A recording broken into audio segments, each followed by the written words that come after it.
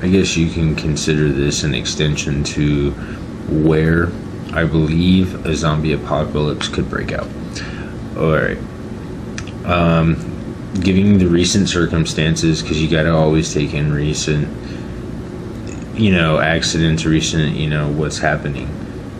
When you consider probabilities and, an outcome and whatnot like that. Judging by the information that I've found on, the bath salts as reference, more common in lower income neighborhoods.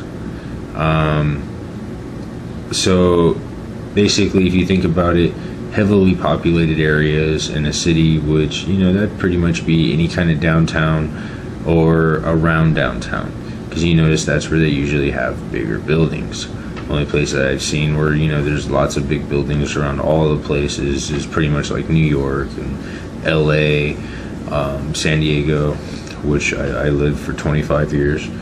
But those kind of places are, to me, would be more dangerous to live close to or near, because if a breakout of any kind were to happen, you have the most amount of people in those areas.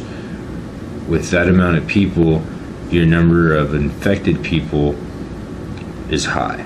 Then the number of people that are going to be infected, it gets even higher.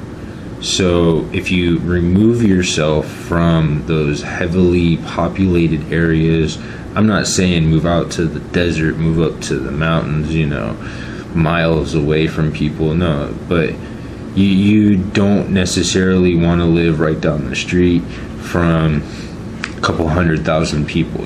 If you were to empty the couple of blocks in a little area, there's a lot of people. If you had everybody out on the streets would be packed. That's not something you necessarily want to deal with. So if something like that does happen and you're just like on the outside of the city, you have time to leave. You have time to get out, to escape. So when it comes to where it can happen, where an outbreak is most likely to happen, I'm going to say any mass of land that is heavily populated with people.